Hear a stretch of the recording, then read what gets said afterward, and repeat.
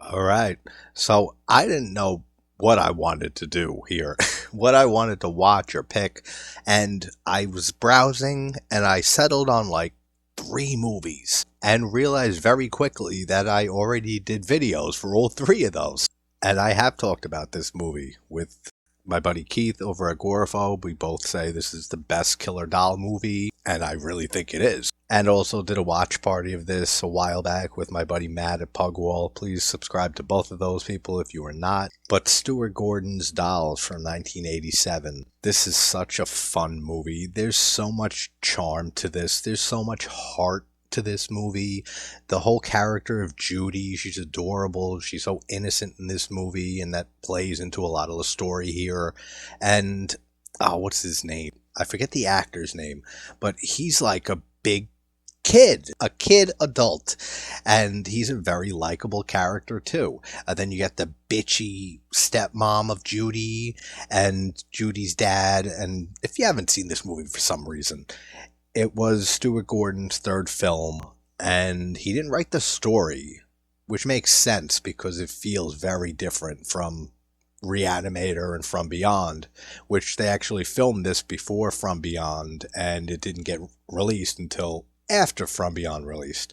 So technically, this was Gordon's second movie, and this was produced by Charles Band over at Empire, and it feels just like a Charles Band movie. And when I had Charlie on a while back, he said that Dolls is still one of his favorite films.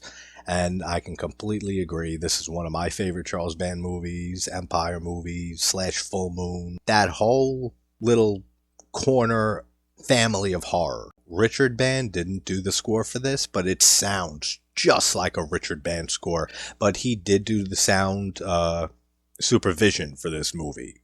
So that's probably a big reason why it sounds so bandy. But Judy and her dad and stepmother end up breaking down outside of this house of this older couple that make toys and dolls. And also Ralph, the kid adult, he met two girls that seem like prostitutes, but I forget if they specify that.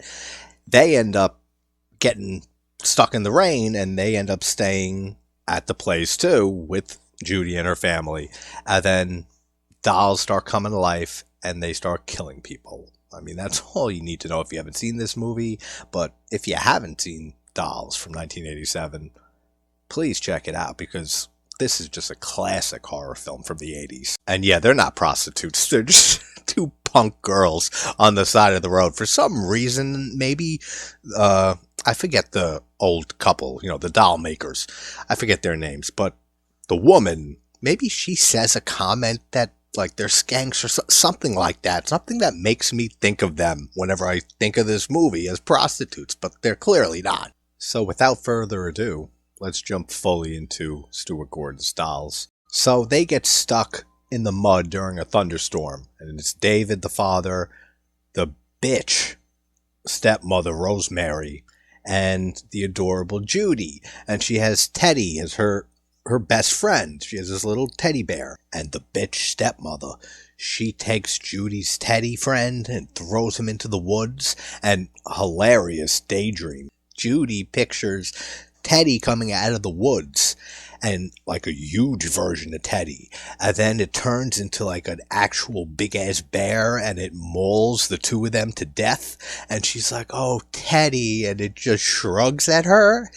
And then she gets the back of her head flicked by the bitch, and it takes her out of that daydream. And she says, "Come on." So they go and they find this house, which when they first break down, the dad and the stepmom are complaining back and forth of, there's nothing we can do. We're stuck here. Like, unless you know how to levitate it, it's not going anywhere. But then he says, "Oh, look, there's a house. Look, right by the tree line."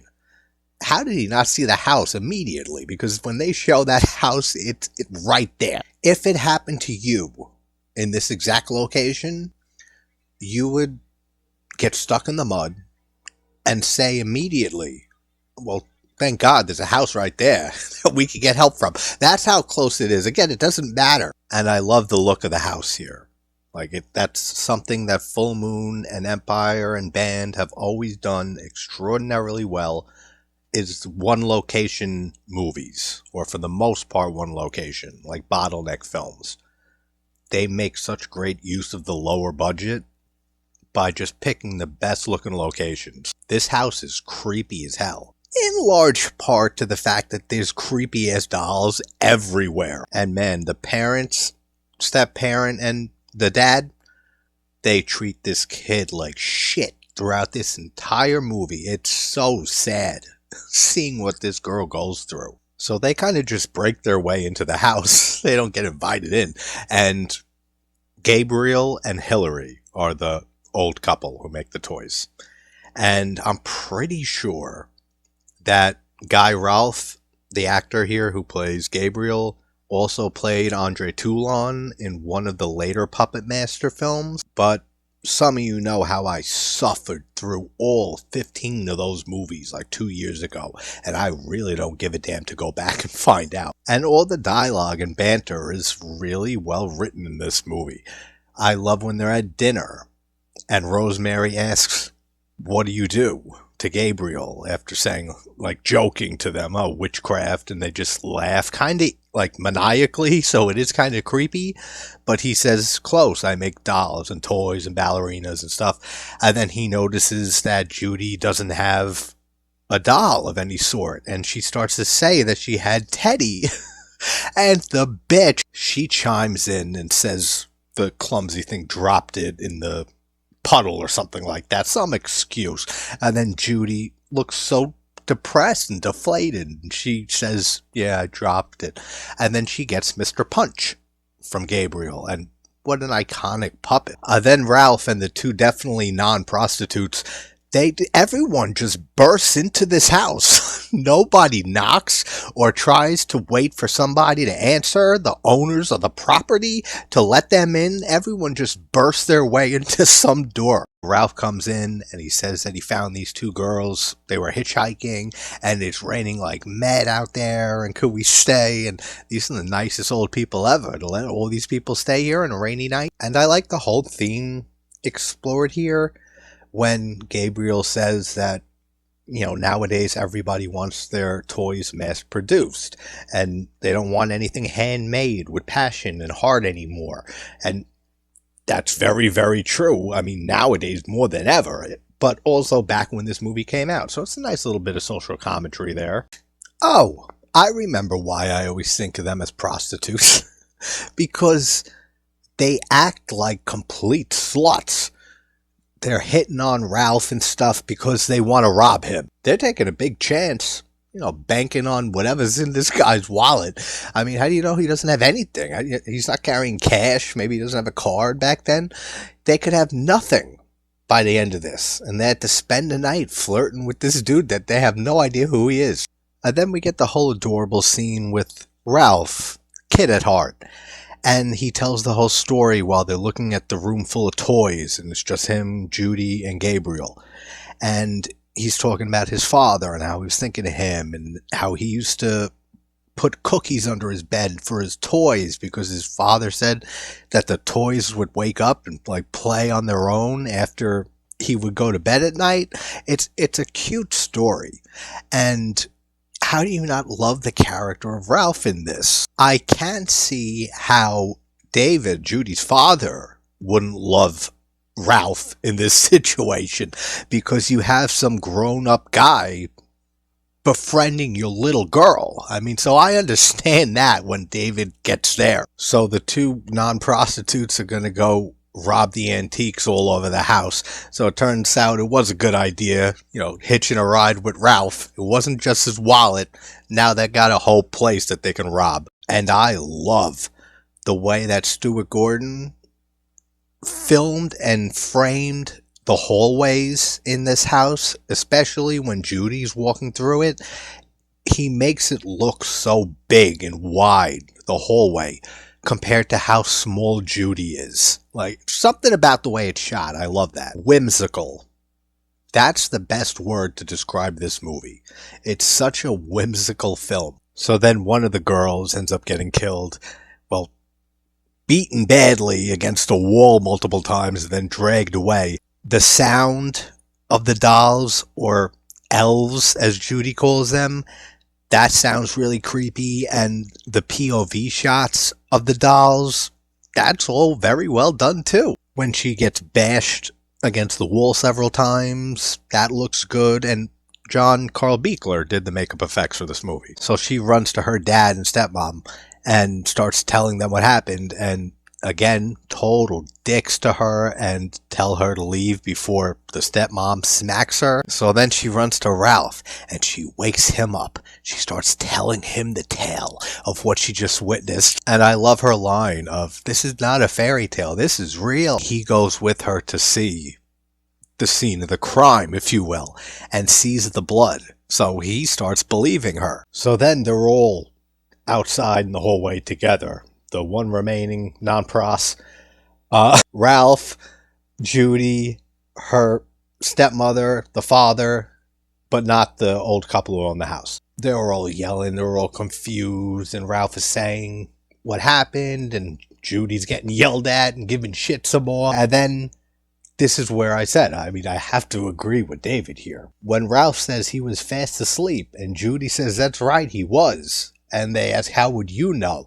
Then he says, "Get away from my daughter, you pervert," and stuff. So he hasn't seen any of the doll antics yet. So I got to agree with him 100%. I would be killing this motherfucker right now. But we as viewers, you got to love Ralph. Then Ralph runs into Gabriel, and Gabriel tells him some bullshit story that he does his best work at night, and he drops some paint.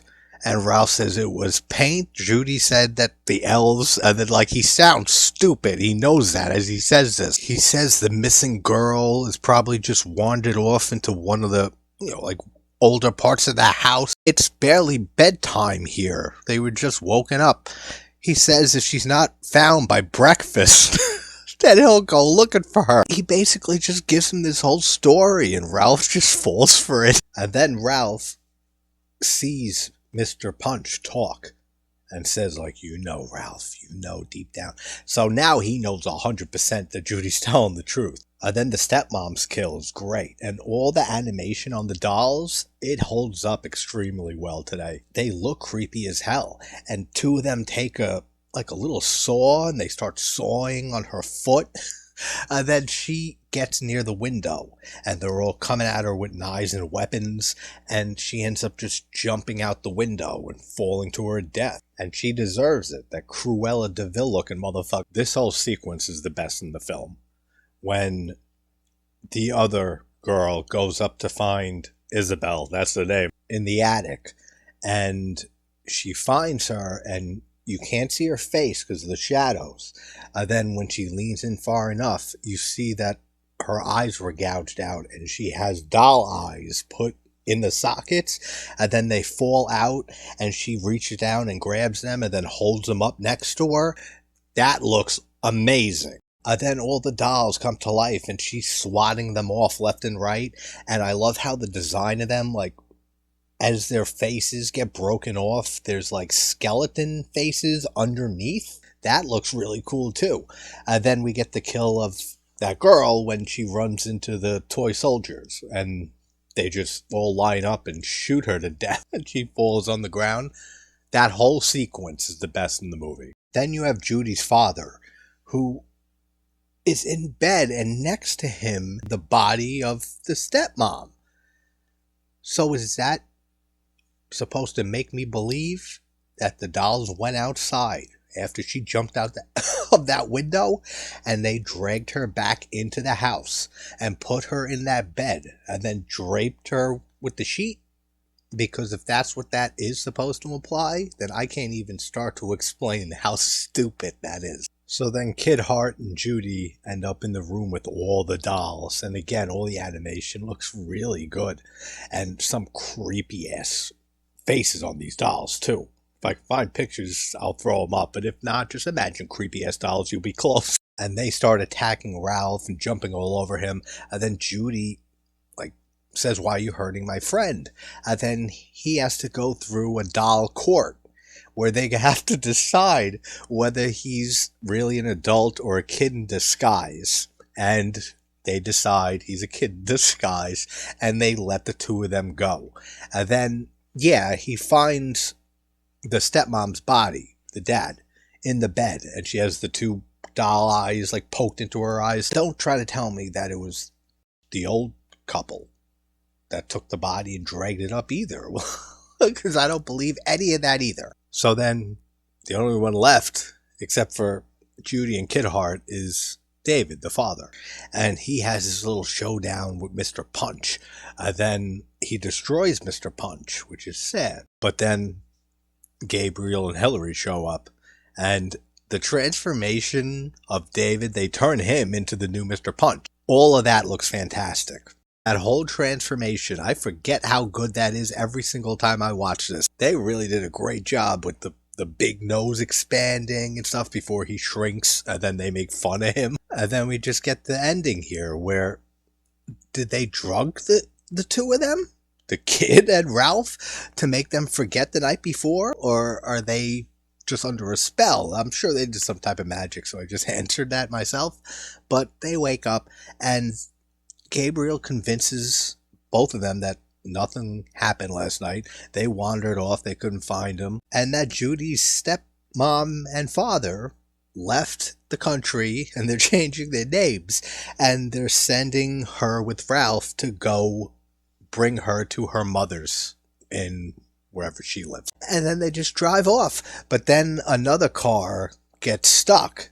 And then they say, oh, there's a house over there, we can get help. So they do this all the time, it seems. And just from Gabriel's dialogue with David before he punches him, if you will, he's pretty much made it sound like it's a test that they do to people that, stop by here to see if they're good people or not. Like if they're still pure at heart, or if they're just complete douchebags like the parents here. But it's such a great movie. This is such an underrated movie. And it's such an underrated Stuart Gordon film too. But I think this is the best Killer Dolls movie. Maybe I didn't say dolls earlier, but dolls, plural. Because Child's Play 2 is probably my favorite Killer Doll movie. But if you're talking multiple dolls, then this is the movie. But that's Stuart Gordon's Dolls from '87. Hope everyone's having a good morning, afternoon, or night. I'll talk to you soon. Take care, guys.